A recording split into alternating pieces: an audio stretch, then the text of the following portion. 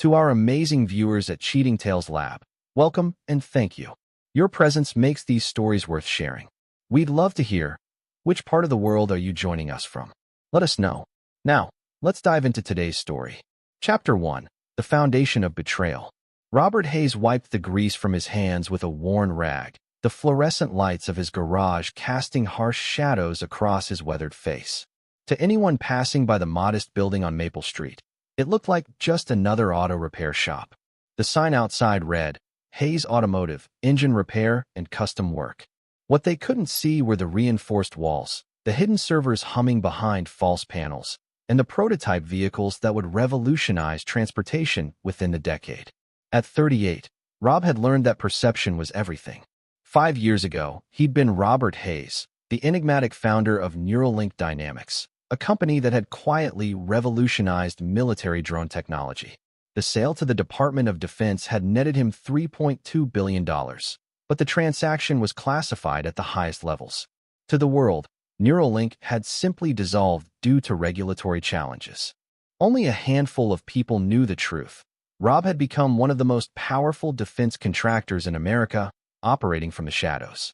The garage was his sanctuary, his laboratory, and his cover-all in one. Here, he developed next-generation technology while maintaining the perfect facade of a middle-class mechanic. It was a life he'd shared with Linda, his wife of 12 years, until 6 months ago when everything changed. Linda Morrison Hayes had been the perfect partner during his struggling years. She'd supported him through the early days of Neuralink, working double shifts as a nurse to keep them afloat. But success, even hidden success, had changed her. The modest lifestyle Rob maintained as cover began to chafe against her growing desires for status and luxury. "Rob, we need to talk," Linda had said that February evening, her voice carrying a distance that had been growing for months. He'd looked up from his workbench, where he'd been calibrating sensors for his latest project, an autonomous vehicle system that would make Tesla look like a toy. "What's on your mind?" "This," she gestured around the garage, her expression one of barely concealed disgust. "This life. I'm tired of pretending we're happy with mediocrity. I'm tired of my friends asking why my husband runs a grease monkey shop when I went to nursing school." Rob had felt something cold settle in his chest. "Linda, you know there's more to what I do here than." "Then what?" "Than fixing broken-down cars for pocket change." She'd laughed bitterly. "Rob, I love you, but I can't live like this anymore. I've met someone. Someone who can give me the life I deserve." The someone, as it turned out, was Trevor Sullivan, CEO of Pinnacle Industries, a mid-sized manufacturing company. Sullivan was everything Rob appeared not to be: flashy, wealthy, and desperate to display his success. He drove a Lamborghini, lived in a penthouse, and threw money around like confetti. What Linda didn't know was that Pinnacle Industries was struggling, hemorrhaging money on failed contracts, and Trevor's lifestyle was funded largely by maxed-out credit and creative accounting. What she also didn't know was that Rob could buy and sell Trevor's company 100 times over without feeling the dent in his fortune. But Rob had let her go, not because he didn't love her, but because he'd learned something fundamental about Linda Morrison Hayes. She was exactly who she appeared to be: shallow, materialistic, and ultimately disloyal. The woman who'd once sworn to love him for better or worse had abandoned ship the moment she thought she'd found a better captain. The divorce had been finalized 3 months ago. Linda had taken half of his visible assets: the house, the savings account, her car. She'd left him with the garage and his broken dreams. If she'd known she was walking away from a fortune worth more than most small countries' GDP, she might have reconsidered. But Rob had made sure she never would. Now, as he worked on what appeared to be a simple engine rebuild, but was actually a prototype hydrogen-electric hybrid that would revolutionize clean energy, Rob planned. He'd spent 3 months gathering intelligence on Trevor Sullivan and his business practices. He'd identified weaknesses, pressure points, and opportunities. The game was about to begin, and Rob had always been very good at games. His secure phone buzzed with an encrypted message from Henry Caldwell, one of the few people who knew Rob's true identity. Henry was old money, a billionaire who'd inherited his fortune and multiplied it through shrewd investments. More importantly, he was Rob's silent partner in several ventures and had become something of a mentor. Charity auction next month. Pinnacle Industries is a major sponsor. Time to come out and play. Rob smiled for the first time in weeks. Henry knew about Linda and Trevor. He also knew that Rob never forgot a betrayal and never forgave one. The charity auction would be perfect, public, prestigious, and exactly the kind of event where Trevor would parade Linda around like a trophy. The game was about to begin, and Rob Hayes had spent 3 months loading the dice. Chapter 2. The Art of War. 3 weeks before the charity auction, Rob sat in the back corner of Milano's, an upscale restaurant downtown, watching Linda and Trevor through the large windows. They were celebrating something. Trevor's boisterous laughter and Linda's excited gestures made that clear. Rob sipped his coffee and activated the recording device hidden in his watch, a piece of technology that would make the CIA jealous. Linda looked different. Her brown hair was now platinum blonde, styled in an expensive cut that probably cost more than most people's monthly rent. She wore a designer dress that Rob recognized from a Nordstrom catalog, $2, $800, well beyond what she could afford on her nurse's salary. Trevor was funding her new lifestyle, just as Rob had expected. What they were celebrating became clear when Trevor pulled out a small velvet box. Even from his distant vantage point, Rob could see the oversized diamond ring. Linda's delighted squeal carried across the restaurant as she threw her arms around Trevor's neck. Rob felt nothing. No jealousy, no pain, no regret. Linda had made her choice, and soon she would live with the consequences. He'd spent the last 3 weeks not just planning revenge, but building the foundation for Trevor's total destruction. The first phase had been information gathering. Rob's network of contacts in the intelligence community, relationships built during his time developing classified technology, had provided him with everything he needed to know about Trevor Sullivan. The man was exactly what he appeared to be: ambitious, arrogant, and completely out of his depth. Pinnacle Industries was indeed struggling. Trevor had inherited the company from his father, but lacked the business acumen to run it effectively. He'd been covering losses with creative financing, delaying payments to suppliers, and using company funds for personal expenses. None of it was technically illegal, but it painted a picture of a man living beyond his means. More importantly, Rob had discovered Trevor's weakness, his desperate need for approval and status. The man would do anything to be seen as successful, even if it meant mortgaging his future. That's where Phase 2 came in. Rob had spent 2 weeks establishing Michael Torres, a fictional investment consultant representing a consortium of international investors interested in manufacturing companies like Pinnacle. Michael Torres had an impeccable background, glowing references, and most importantly, access to capital. All of it was fabricated, but the fabrication was perfect. Torres had approached Trevor through intermediaries, expressing interest in a potential partnership. The carrot was irresistible: a $50 million investment in exchange for a minority stake in Pinnacle Industries. For Trevor, it was salvation. For Rob, it was the rope Trevor would use to hang himself. The meeting had been scheduled for tomorrow at Pinnacle's headquarters. Rob, disguised as Torres with subtle prosthetics and a different hairstyle, would present Trevor with an opportunity that seemed too good to be true. Because it was. But first, Rob had one more piece of intelligence to gather. He activated the directional microphone hidden in his collar, another piece of classified technology that could isolate conversations from 50 yards away. Linda's voice came through clearly. "Can't believe how different everything is now. I mean, look at this ring. Rob never would have bought me something like this. He was always so cheap, always talking about being practical." Trevor's laugh was ugly. "Practical? That's one way to put it. I still can't believe you were married to a grease monkey for 12 years. What were you thinking?" "I thought I loved him," Linda said, twirling the ring on her finger. "But love doesn't pay for nice things, does it? Love doesn't get you into the country club or buy you a house in the hills." "Well, you're with a real man now," Trevor said, his voice thick with arrogance. "Someone who knows how to provide for his woman. Someone who's actually accomplished something with his life." Rob turned off the microphone. He'd heard enough. Linda hadn't just left him for money. She actively despised the life they'd built together. The woman he'd loved, supported, and trusted had not only betrayed him, but was now publicly mocking him. The cold calculation that had made Rob successful in business now focused entirely on revenge. Linda and Trevor thought they were living a fairy tale. Rob was about to turn it into a nightmare. His phone buzzed with a message from one of his contacts at the Pentagon. "Torres' identity is locked and loaded. Credit history, background checks, References. Everything will pass any scrutiny. The money trail is clean and untraceable. Good hunting. Rob smiled and left a 20 on the table. Tomorrow, he would meet Trevor Sullivan as Michael Torres. In 3 weeks, he would reveal himself at the charity auction as Robert Hayes, the billionaire defense contractor. But tonight, he had one more preparation to make. He drove to a storage facility across town, using a key card to access a climate-controlled unit.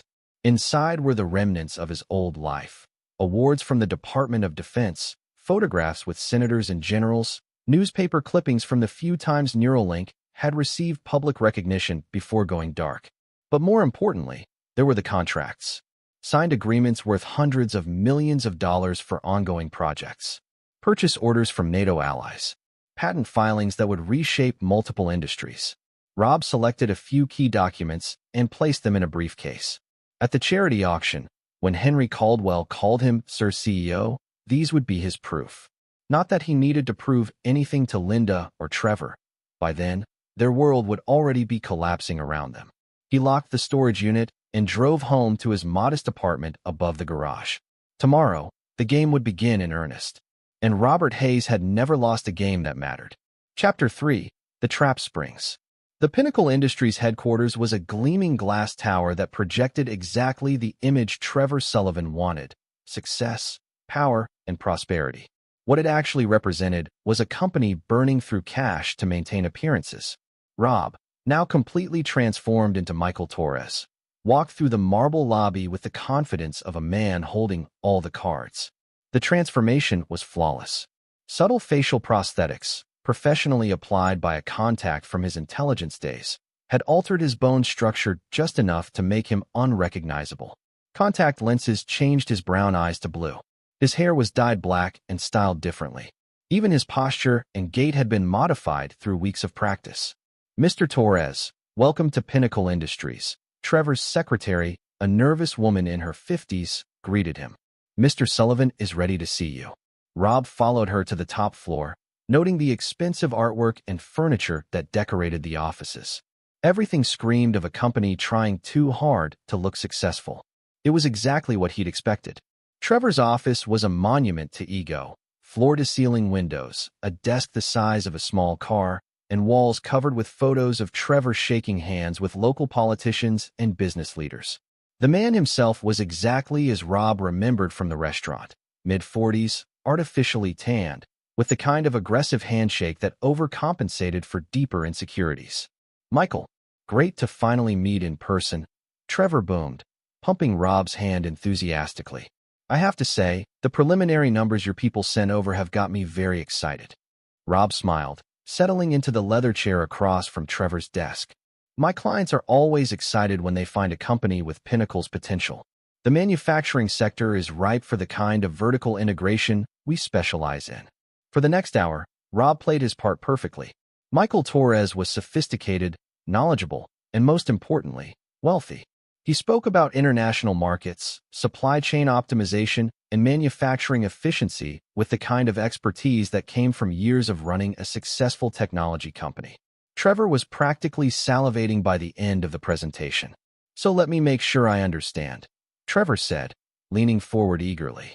"Your consortium is prepared to invest $50 million for a 30% stake in Pinnacle Industries." "That's correct," Rob confirmed. "But there are conditions. My clients require full transparency, complete access to your books, manufacturing capabilities, and strategic plans. They also require assurance that current management will remain in place and that their investment will be used exclusively for company expansion." Trevor's face lit up. "Of course. Absolutely. I've built this company from the ground up, and I have no intention of going anywhere." Rob knew Trevor was lying. The man had inherited Pinnacle from his father and had been slowly running it into the ground for 5 years. But he also knew Trevor would agree to anything to get his hands on $50 million. "Excellent," Rob said, standing and extending his hand. "I'll have my legal team draft the preliminary agreements. We should be ready to move forward within the next few weeks." "That's fantastic," Trevor practically shouted. "You know what? This calls for a celebration. My fiancée and I are attending the Children's Hospital charity auction next weekend. You should join us as our guest." It'll be a great opportunity to meet some of the other major players in the city. Rob's smile was genuine for the first time all day. I'd be delighted. As he left Pinnacle Industries, Rob activated a secure communication device and sent a brief message. Target acquired. Phase 3 is go. The response came back within minutes. All assets in position. The charity auction will be memorable. Phase 3 was the most delicate part of Rob's plan. Over the next week, Michael Torres would gradually reveal inconsistencies in his background. Nothing dramatic, just small discrepancies that would make a careful investigator suspicious. Trevor, drunk on the promise of $50 million, wouldn't be careful. But Linda would be. Rob had spent 12 years with Linda Morrison Hayes. He knew her better than she knew herself. She was suspicious by nature, paranoid about being deceived, and absolutely obsessive about researching anyone who entered her life. She would investigate Michael Torres, and she would find exactly what Rob wanted her to find. The beauty of the plan was its simplicity. Linda would discover that Michael Torres was a fraud, but she wouldn't be able to prove it quickly enough to stop Trevor from making a fool of himself at the charity auction. By the time she figured out the truth, it would be too late. But Rob had one more surprise waiting for them. He drove to a private airfield outside the city, where a sleek Gulfstream G650 sat waiting. The pilot, a former Air Force officer named Captain Riley Walsh, snapped to attention as Rob approached.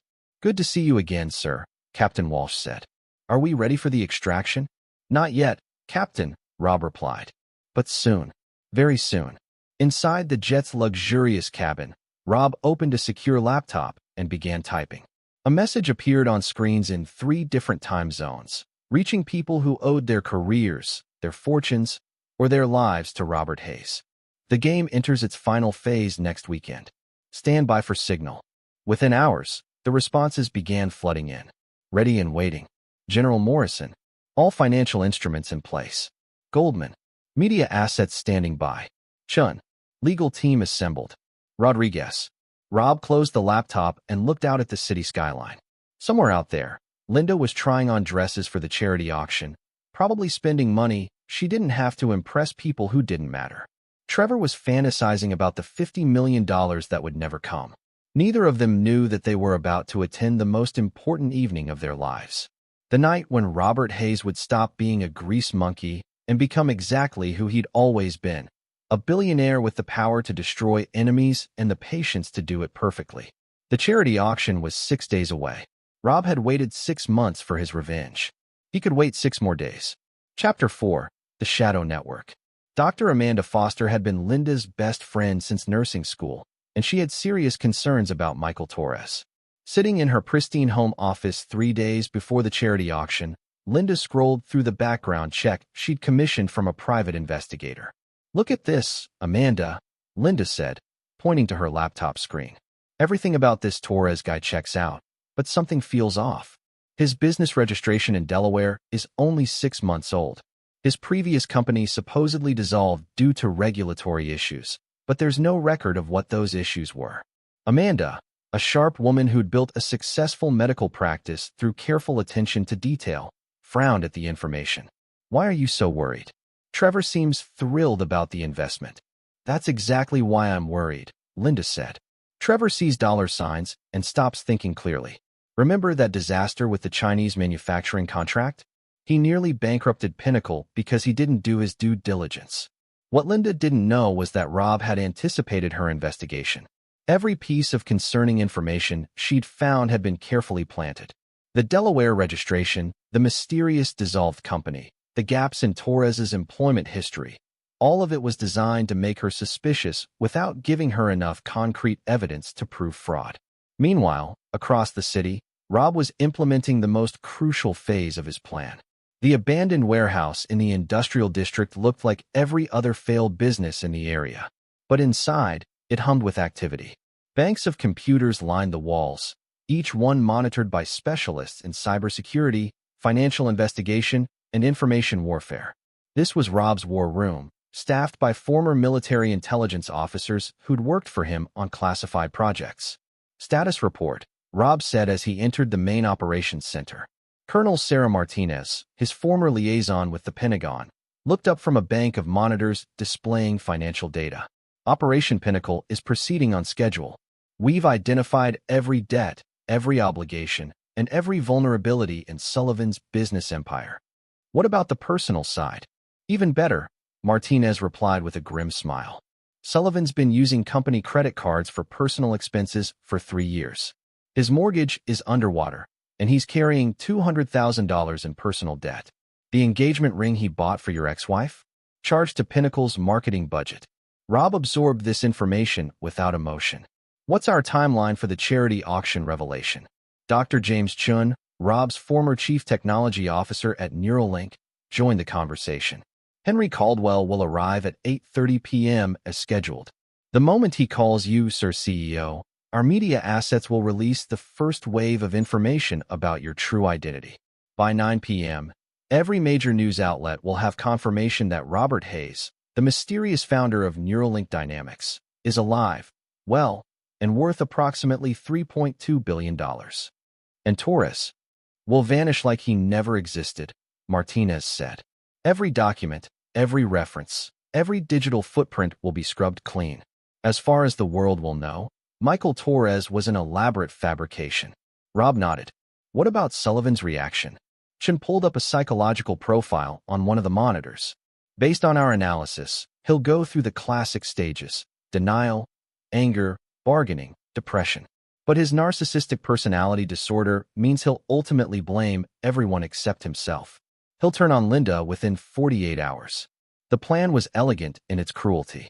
Trevor would be exposed as a fraud who'd nearly entered a business partnership with a fictional person. The humiliation would destroy his credibility, tank Pinnacle's stock price, and trigger the debt collection that would cost him everything. More importantly, it would reveal to Linda exactly what kind of man she'd left Rob for. But Rob had saved the most devastating revelation for last. Martinez, show me the surveillance footage from last night. The monitor displayed crystal-clear video of Trevor entering an upscale hotel with a woman who definitely wasn't Linda.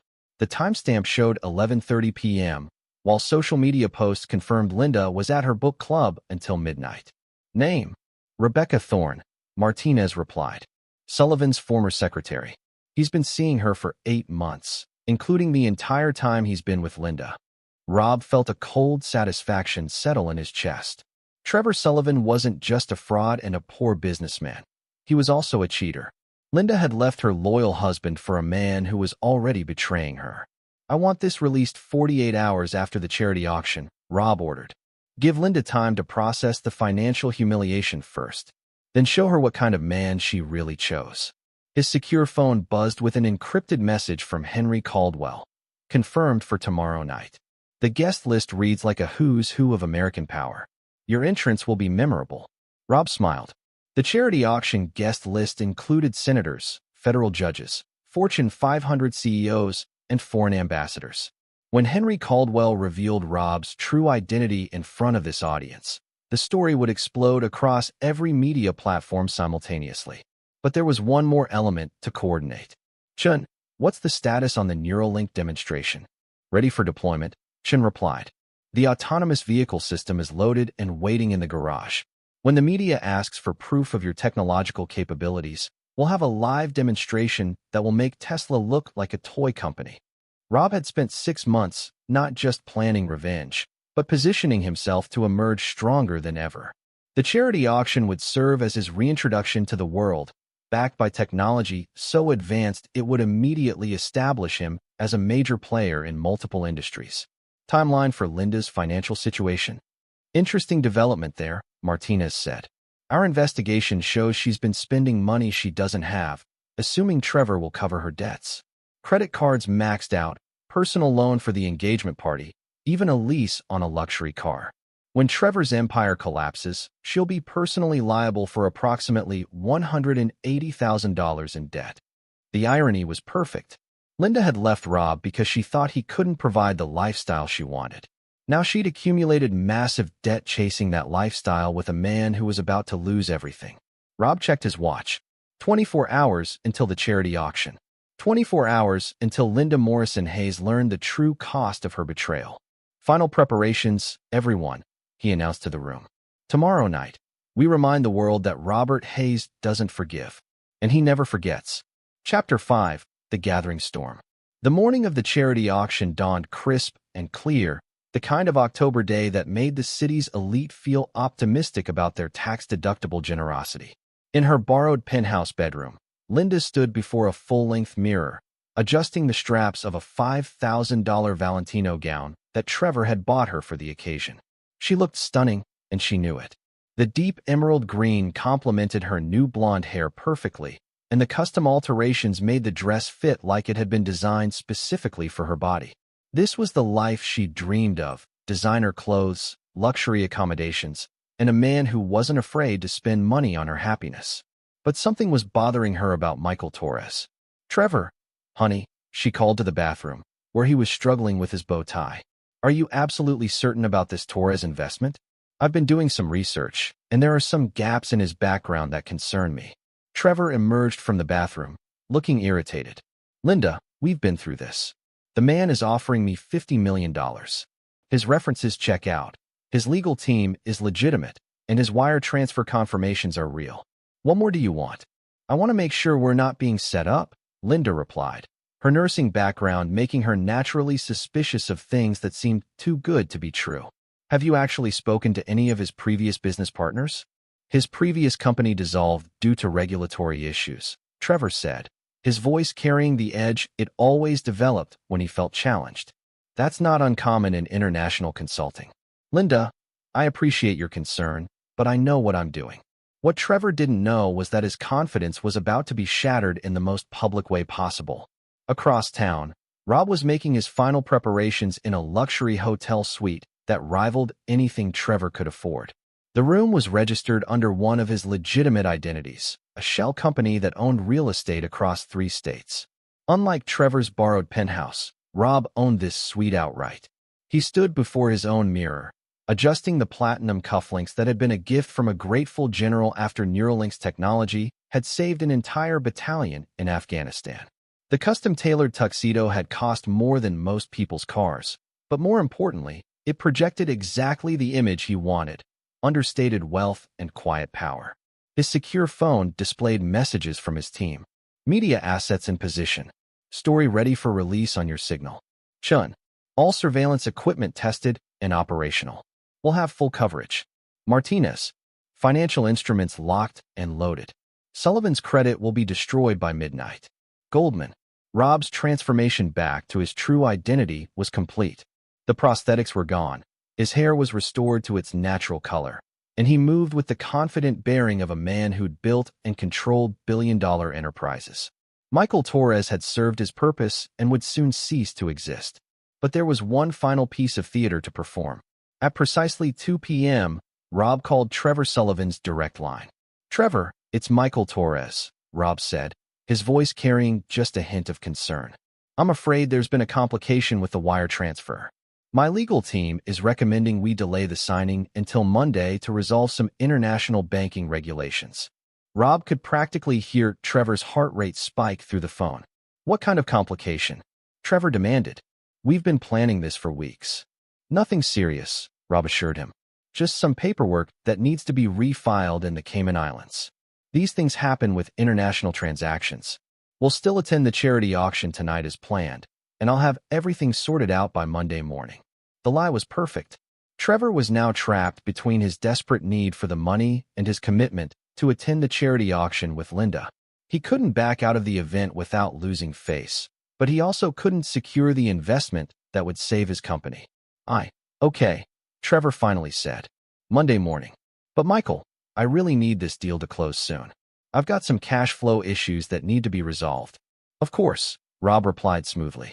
"I completely understand. See you tonight." Rob ended the call and smiled. Trevor Sullivan was now exactly where Rob wanted him: desperate, anxious, and completely unprepared for what was coming. The final hours before the charity auction passed quickly. Rob's team conducted last-minute equipment checks, confirmed media contacts, and verified that Henry Caldwell was in position. Everything was ready. At 6 p.m., Rob climbed into the back of an armored Mercedes S-Class that looked modest from the outside, but was equipped with military-grade communication systems and bulletproof glass. His driver was another former military specialist who'd worked security for heads of state. "Evening, sir," the driver said. GPS shows clear roads to the Hilton. We should arrive right on schedule. Rob settled back into the leather seat and reviewed the evening's timeline one final time. At 7:30, he would enter the charity auction as a respected businessman attending a worthy cause. Trevor and Linda would see him as Michael Torres and likely avoid him due to their anxiety about the delayed investment. At 8:30, Henry Caldwell would arrive and publicly recognize Rob as Sir CEO, triggering the revelation of his true identity. The media would immediately begin reporting the story of Robert Hayes' emergence from the shadows. By 9 p.m., Trevor's world would be collapsing, Linda would be in shock, and Rob would be fielding interview requests from every major news outlet in the country. The Mercedes pulled up to the Hilton's main entrance at exactly 7:25 p.m. Rob could see Trevor's Lamborghini already parked in the VIP section, which meant Linda and Trevor were already inside, probably networking with potential business contacts and social climbers. Rob adjusted his tie one final time and stepped out of the Mercedes. He was no longer the grease monkey who'd lost his wife to a flashy CEO.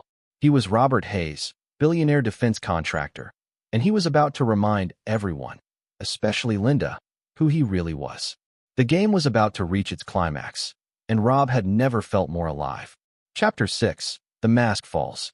The grand ballroom of the Hilton was a monument to Chicago's elite, with crystal chandeliers casting warm light over tables that cost $10,000 each to sponsor. The charity auction for Children's Hospital had drawn 400 of the city's most powerful people, creating the perfect stage for what was about to unfold. Linda felt out of place despite her expensive gown. The other women moved through the crowd with the kind of effortless confidence that came from being born into wealth, while Linda had to remind herself to hold her wine glass correctly and not laugh too loudly at cocktail party conversation. Trevor, however, was in his element. He worked the room like a politician, shaking hands, slapping backs, and name-dropping his way through conversations about yacht clubs and private school enrollment. To anyone watching, he appeared to be a successful businessman celebrating his latest triumph. "Darling," he said, sliding up to Linda with his third scotch of the evening, "I just spoke to Senator Morrison about the trade delegation to Southeast Asia. He thinks Pinnacle would be perfect for the manufacturing component." Linda smiled and nodded, but her attention was focused on the entrance. She'd spotted Michael Torres entering alone, looking completely different from the man she'd researched. Gone was the slightly nervous energy she detected during their brief meeting at Trevor's office. This version of Torres moved like a man who owned the room. "Trevor," she said quietly, "doesn't Torres look different to you?" Trevor glanced toward the entrance and shrugged. "He looks fine to me. Rich guys all look the same in tuxedos." "What?" Before Linda could answer, their attention was drawn to a commotion near the auction stage. A woman in a red evening gown was arguing with security about seating arrangements, her voice carrying across the ballroom despite her obvious attempts to keep the conversation private. "I don't care what the chart says," the woman was saying. "My husband specifically requested table 12, and that's where we're sitting." Linda recognized her as Rebecca Thorne, Trevor's former secretary who'd left Pinnacle 6 months ago for better opportunities. What struck Linda as odd was seeing Rebecca at a charity auction that cost $1,000 per ticket, especially since she'd been making $35,000 a year as a secretary. More troubling was the fact that Rebecca kept glancing in Trevor's direction, but Trevor seemed to be deliberately avoiding eye contact with her. "Trevor," Linda said carefully, "isn't that Rebecca Thorne, your old secretary?" Trevor's face went pale, and he quickly turned away from Rebecca's direction. Yes, I think so. Small world. She must be here with someone." But Linda's nursing training had taught her to read people's physical responses to stress, and every sign pointed to Trevor being deeply uncomfortable about Rebecca's presence. His hands were shaking slightly, he was sweating despite the air conditioning, and he kept looking toward the exit like he was planning an escape route. Before Linda could pursue the subject, a murmur rippled through the crowd as someone important entered the ballroom. Linda turned to see an elderly man in an impeccable tuxedo making his way through the crowd, with people practically bowing as he passed. "Who is that?" Linda whispered. "Henry Caldwell," Trevor replied, his voice filled with awe. "Old money. Real old money. His family's been wealthy since before the Civil War. He's worth maybe $8 billion, but he keeps a low profile." Linda watched as Caldwell moved through the crowd with the kind of quiet authority that came from never having to prove anything to anyone. What caught her attention was that he seemed to be scanning the room, looking for someone specific. His gaze settled on Michael Torres. "Ladies and gentlemen," the auction host announced, "if you could please take your seats, we'll begin this evening's program." As the crowd moved toward their assigned tables, Linda noticed that Caldwell was walking directly toward Torres. The two men's eyes met across the ballroom, and something passed between them, a look of recognition that suggested they knew each other far better than business acquaintances. Linda grabbed Trevor's arm. "Did you know Torres and Caldwell were acquainted?" Trevor looked confused. "What? No, that's impossible. Torres is an international consultant. Caldwell deals in domestic investments and old family money. They wouldn't move in the same circles." But as they watched, Henry Caldwell approached Torres with a warm smile and extended his hand. The conversation was too far away to hear, but their body language suggested familiarity, respect, and something else that Linda couldn't quite identify. Then Caldwell raised his voice, just loud enough for the nearby tables to hear. "Sir CEO, I didn't expect you here tonight." The words hit Linda like a physical blow. "Sir CEO, that wasn't how you addressed an international consultant. That was how you addressed someone in a position of significant corporate power." Trevor had gone completely white. "That's impossible," he whispered. "Torres isn't a CEO. He's a consultant representing a consortium of investors." But as Linda watched, Torres's entire demeanor changed. Gone was the slightly deferential manner of a man seeking to make a deal. In its place was the confident bearing of someone accustomed to being the most powerful person in any room. Torres, if that was even his real name, smiled at something Caldwell said, then began walking toward their table with purposeful strides. "Trevor," Linda said urgently, "I think we need to leave. Right now." But it was too late. The man they knew as Michael Torres was standing beside their table, his blue eyes that Linda now realized looked oddly familiar, fixed on Trevor with an expression of cold amusement. "Trevor," he said, his voice carrying just enough volume for the surrounding tables to hear, "we need to talk about your company's rather creative approach to financial reporting." Trevor's mouth opened and closed like a fish out of water. What? Michael, what are you talking about?" The man smiled, and Linda felt her blood turn to ice. Because that smile, despite the different hair color and eye color and facial structure, was exactly like one she'd seen 1,000 times before. "Actually," the man said, his voice now carrying clearly across the increasingly quiet ballroom, "my name isn't Michael Torres. My name is Robert Hayes." Linda's wine glass slipped from her numb fingers and shattered on the marble floor. Around them, conversations died as people turned to stare at the unfolding drama. "That's impossible," Trevor said, his voice cracking. "Robert Hayes is a grease monkey. He fixes cars. He's nobody." Robert, because Linda now knew with terrifying certainty that this was her ex-husband, laughed, and the sound sent chills down her spine. "Is that what you think?" he asked, his gaze shifting from Trevor to Linda. "That I'm nobody?" Henry Caldwell appeared beside Robert, his elderly face wearing an expression of barely contained amusement. "Ladies and gentlemen," he announced to the now silent ballroom, "allow me to properly introduce Robert Hayes, founder and CEO of Neuralink Dynamics, one of the most successful defense contractors in American history." The silence that followed was deafening. Then, like a dam bursting, the whispers began as everyone in the ballroom tried to process what they'd just heard. Linda felt the room spinning around her. The grease monkey she'd left for a better life was standing before her in a custom tuxedo, being introduced as a billionaire defense contractor by one of the richest men in America. Trevor looked like he was about to vomit. And Robert Hayes, her ex-husband, the man she'd betrayed and abandoned, was smiling at them both with the cold satisfaction of a predator who'd finally cornered his prey. "Now then," Robert said conversationally, "shall we discuss that $50 million investment you've been counting on?" Chapter 7. The Truth Unveiled. The charity auction had transformed from a genteel fundraising event into the most riveting drama Chicago high society had witnessed in decades. Phones were discreetly emerging from purses and jacket pockets as the city's elite began documenting what was clearly going to be the scandal of the year. Linda sat frozen in her chair, her mind struggling to reconcile the man before her with the husband she'd left 6 months ago. This wasn't just Robert with a haircut and nice clothes. This was a completely different person.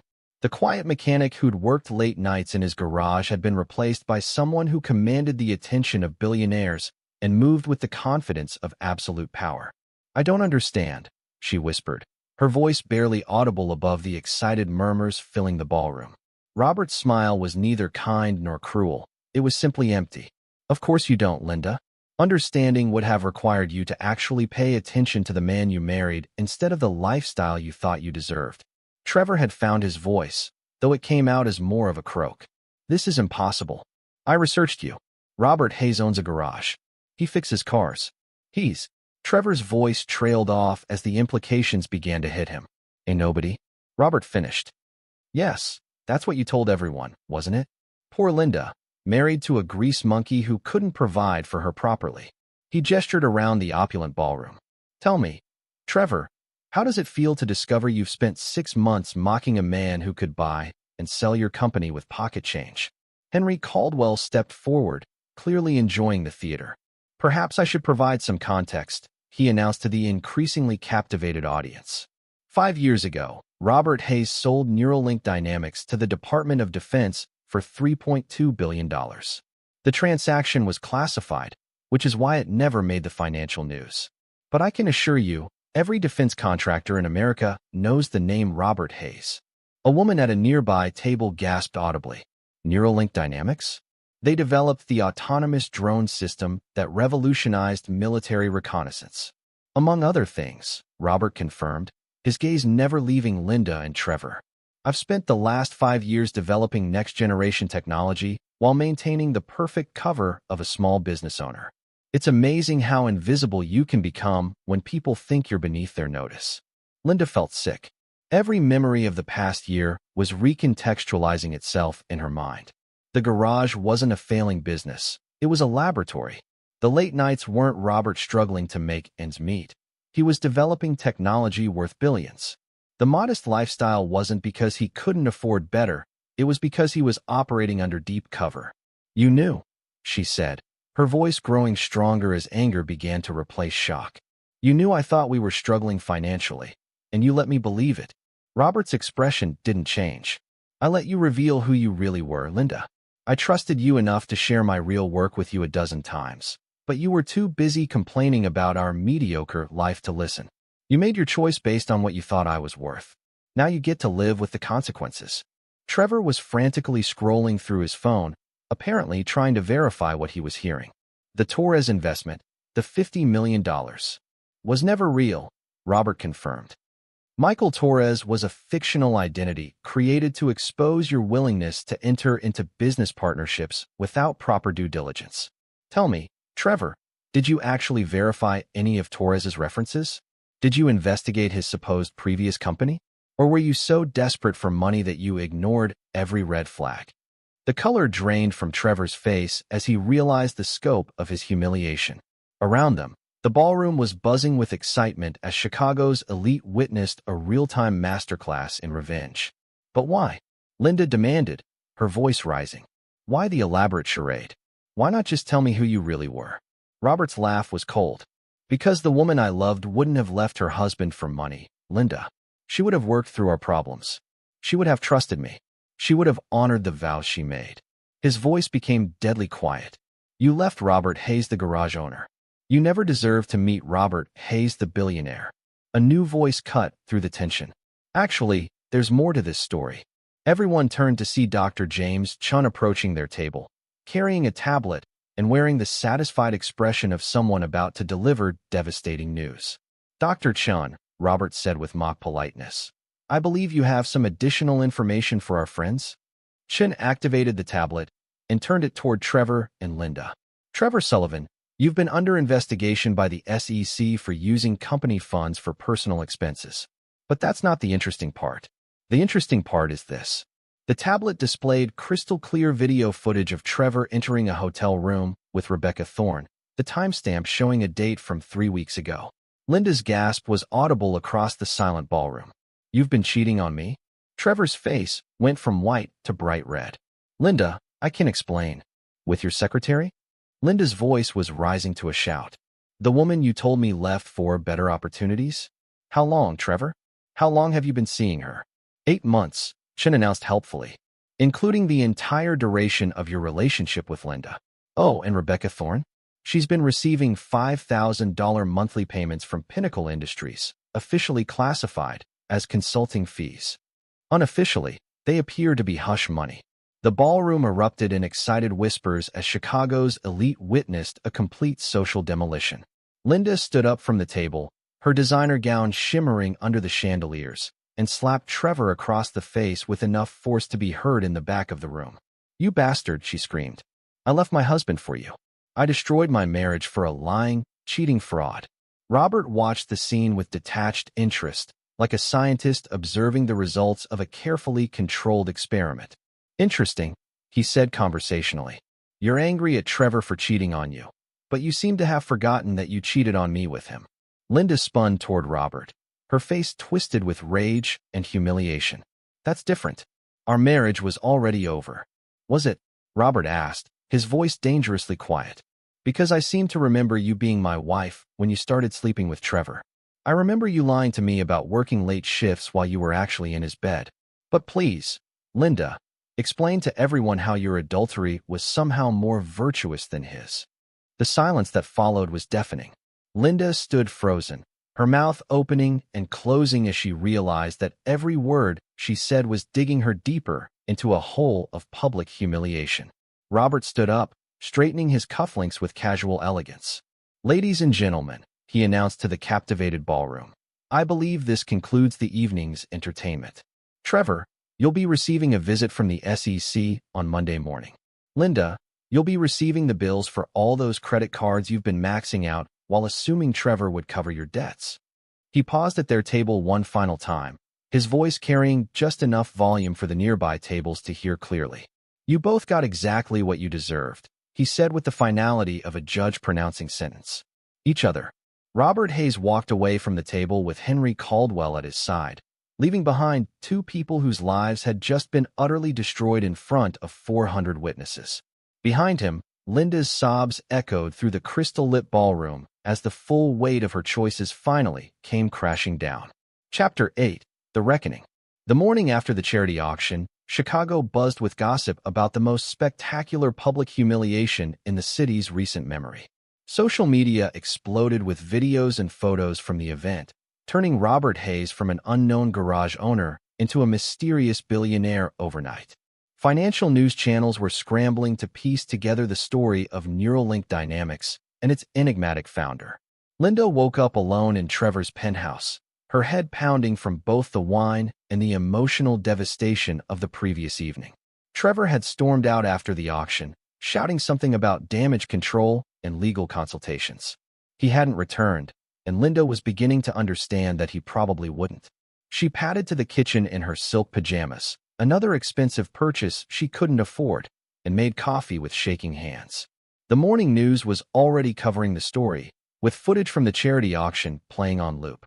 Billionaire defense contractor Robert Hayes emerged from 5 years of anonymity last night at a Chicago charity auction, revealing that his divorce and apparent financial struggles were an elaborate cover for classified military contracts worth billions. Linda muted the television and sank into the leather sofa that Trevor would probably lose within the month. Her phone had been buzzing incessantly since dawn with calls from reporters, former friends, and creditors who'd seen the news and realized she might not be able to pay her debts. The worst part wasn't the humiliation or even the financial ruin. It was the growing realization of what she'd actually lost. For 12 years, she'd been married to one of the most successful entrepreneurs in America, and she'd thrown it away because she thought he wasn't ambitious enough. Her phone rang again, this time showing her sister's number. "Maggie," Linda answered wearily. "Linda, what the hell is going on? I just saw the news about Rob. Is it true? Is he really a billionaire?" Linda closed her eyes. "Yes, it's true. And you left him for that Trevor guy? The one who's been cheating on you?" "Yes." The silence on the other end of the line stretched for nearly a minute. Finally, Maggie spoke again, her voice carefully controlled. "Linda, you are the biggest idiot who ever lived." After hanging up on her sister, Linda tried to call Rob. His old number was disconnected. She tried the garage, but got a recording saying the business was temporarily closed. Every avenue back to her former life had been sealed off. Meanwhile, across the city, Trevor Sullivan was discovering just how quickly a reputation could be destroyed. By 9 a.m., his accountant had called to inform him that 3 major clients were canceling their contracts with Pinnacle Industries. By 10 a.m., the SEC had issued a statement that they were investigating financial irregularities at the company. By 11 a.m., Pinnacle's stock price had dropped 60%. Trevor sat in his lawyer's office, his expensive suit wrinkled from sleeping in it, trying to understand how his life had collapsed in less than 12 hours. The SEC investigation is the least of your problems, his attorney, David Kim, explained with the bedside manner of a funeral director. The real issue is the loans. Pinnacle Industries has been operating on credit for 18 months, and your creditors are going to start calling those loans immediately. This scandal makes you a flight risk. How much time do I have? Trevor asked. If you're lucky, 2 weeks before bankruptcy. If you're not lucky, they'll freeze your assets tomorrow. Trevor's phone buzzed with yet another call from a creditor. He'd stopped answering them an hour ago. What about Linda? I mean, if I can prove the relationship was legitimate. Kim shook his head. Trevor, you were caught on video cheating on her with your secretary. Even if Linda wanted to help you, which she clearly doesn't, she has no assets to offer. According to the credit reports I pulled this morning, she's carrying $180,000 in personal debt that she accumulated expecting you to pay for it. The irony was devastating. Trevor had pursued Linda because he thought she came from money, and Linda had left Rob because she thought Trevor had money. Neither of them had what the other was looking for, and they destroyed their previous lives chasing an illusion. At that same moment, Robert Hayes was sitting in a secure conference room at the Pentagon, surrounded by generals and defense contractors who were all eager to understand what he'd been working on during his 5 years of silence. The autonomous vehicle technology is just the beginning, Rob explained to the assembled group. The real breakthrough is the neural interface system that allows for seamless human-machine integration. Military applications are obvious, but the civilian market potential is unlimited. General Patricia Morrison, the woman who'd coordinated Rob's original cover story, smiled with satisfaction. So the garage was really an advanced research facility? Among other things, Rob confirmed. I developed 3 separate patents that will revolutionize transportation, communication, and energy storage. The market value is conservatively estimated at $50 billion over the next decade. The general's aide leaned forward. Sir, there are multiple interview requests from financial news networks. How do you want to handle media exposure? Rob considered the question.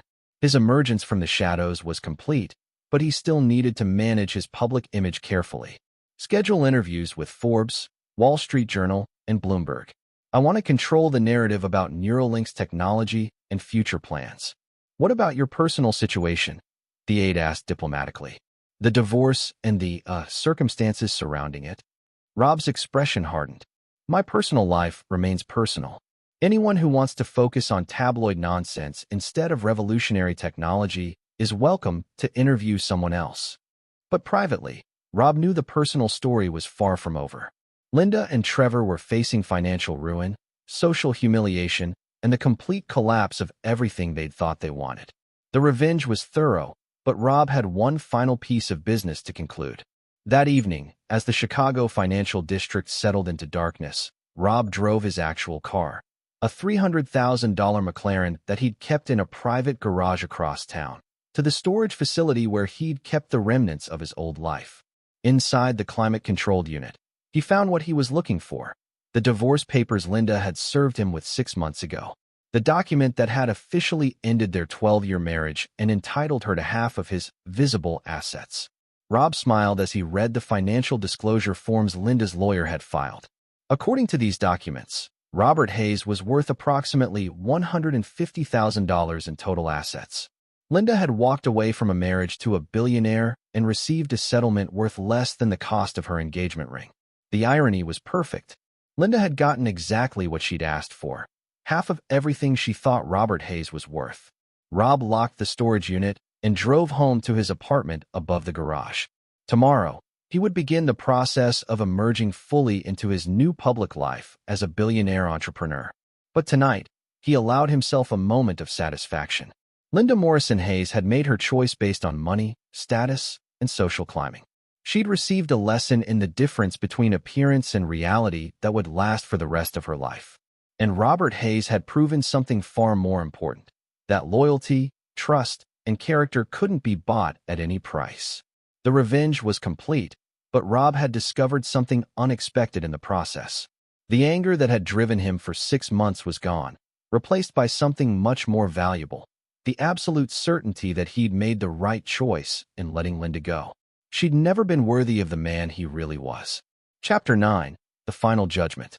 6 weeks after the charity auction, the full scope of Robert Hayes's revenge had played out across Chicago like a perfectly orchestrated symphony of destruction.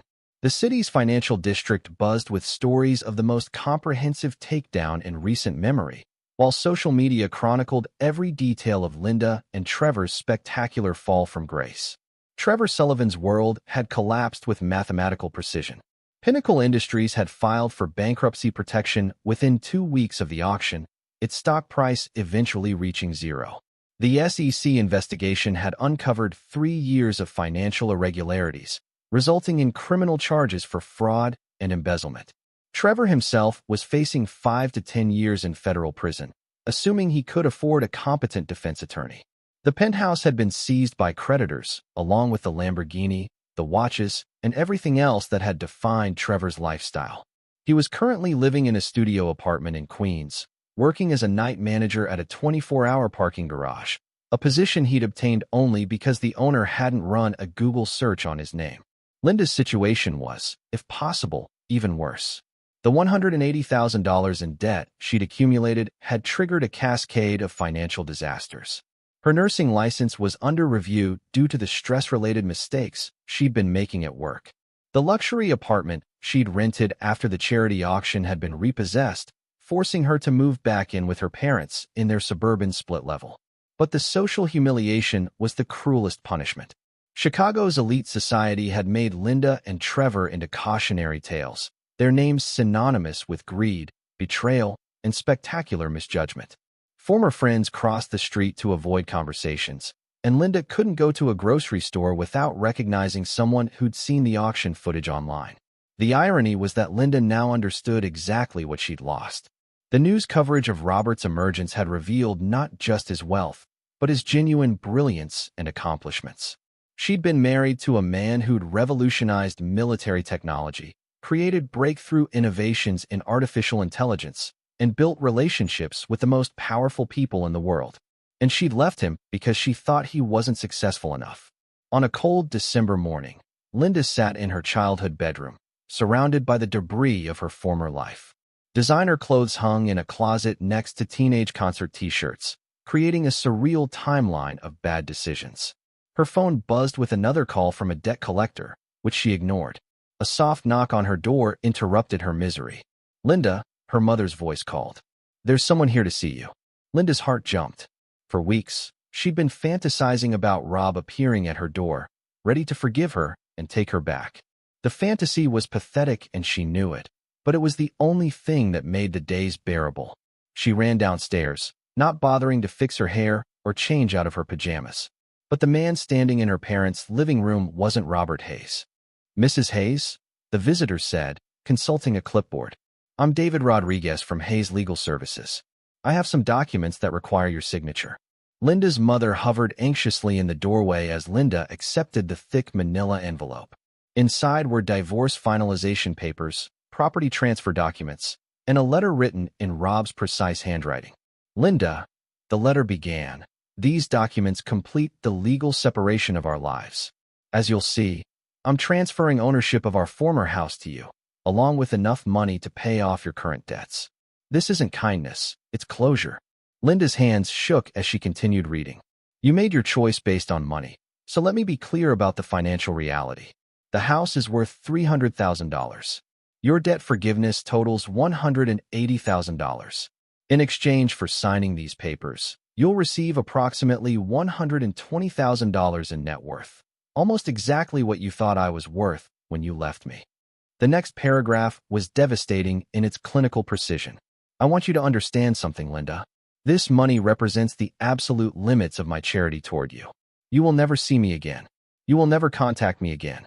You will never benefit from my success again. You made a choice to value money over loyalty, status over character, and appearance over substance. These are the consequences of that choice. Linda sank into her mother's floral armchair, tears streaming down her face as she reached the final paragraph. Trevor Sullivan is facing federal charges and will likely spend the next decade in prison. Rebecca Thorne has testified against him in exchange for immunity. You picked a cheating, lying fraud over a man who loved you enough to build a life with you. I hope it was worth it. The letter was signed simply R. Hayes, with no personal sentiment or acknowledgement of their shared history. David Rodriguez cleared his throat. Mrs. Hayes, if you're willing to sign these documents, the debt forgiveness will take effect immediately, and the house deed will transfer to your name. Mr. Hayes wanted me to emphasize that this is a final settlement with no possibility of future modifications. Linda looked at the papers through her tears. It was a generous offer, more than generous. Rob was giving her financial stability and a fresh start, despite everything she'd done to him. But it was also a final rejection, a legal wall that would separate them permanently. What if? Linda began, then stopped herself. There was no what if. Rob had been brutally clear about the finality of this arrangement. She signed the papers. After Rodriguez left, Linda's mother sat beside her on the floral sofa. Honey, what happened between you and Rob? I never understood why you left him. Linda laughed bitterly. I thought he wasn't ambitious enough, Mom. I thought he was wasting his potential fixing cars when he could have been doing something important. She gestured at the divorce papers. Turns out he was doing something important. I was just too shallow to see it. But this is good news, isn't it? Her mother asked. You'll have the house, and your debts will be paid off. You can start over. Linda nodded, but she felt hollow inside. Rob had given her exactly what she'd claimed to want, financial security. But in doing so, he'd also made it clear that she'd never been worthy of what he'd really been offering, a partnership with one of the most brilliant men she'd ever known. Meanwhile, across the city, Robert Hayes was putting the finishing touches on his new life. The garage had been converted into a legitimate research facility, with proper laboratories and manufacturing capabilities. Neuralink Dynamics had been reborn as a public company, with Rob as CEO and a market valuation approaching $20 billion. He'd moved out of the apartment above the garage and into a penthouse that made Trevor's former residence look modest by comparison. But more importantly, he'd surrounded himself with people who valued competence, loyalty, and character, qualities that Linda had never appreciated. The revenge against Linda and Trevor was complete, but Rob had discovered something unexpected in the process. The anger that had driven him for months had been replaced by something much more valuable: clarity about what kind of people deserved his trust and loyalty. Linda Morrison Hayes had revealed her true character when tested by adversity. She'd chosen money over love, status over substance, and immediate gratification over long-term partnership. The woman he'd thought he'd loved had never actually existed. As Rob stood in his new office, looking out over the Chicago skyline, he felt genuinely grateful for Linda's betrayal. She'd freed him from a marriage that was built on her fundamental misunderstanding of who he was and what he valued. His secure phone buzzed with a message from Henry Caldwell. Dinner tonight? I have someone I'd like you to meet. Brilliant, accomplished, and completely unimpressed by money. Rob smiled and typed back, looking forward to it. The Robert Hayes who'd once lost sleep over his wife's betrayal was gone. In his place was a man who understood that the best revenge wasn't destruction. It was success so complete that your enemies became irrelevant. Linda Morrison Hayes had gotten exactly what she'd asked for: a fresh start and financial security. But she'd also gotten something she hadn't expected: the absolute certainty that she'd thrown away the best thing that had ever happened to her. And Robert Hayes had gotten something even more valuable: the knowledge that he'd never make the mistake of loving someone unworthy of him again. The story was over. The lesson was learned. And Robert Hayes was finally, completely free. This is where our story comes to an end. Share your thoughts in the comments section. Thanks for your time. If you enjoy this story, please subscribe to this channel. Click on the video you see on the screen, and I will see you there.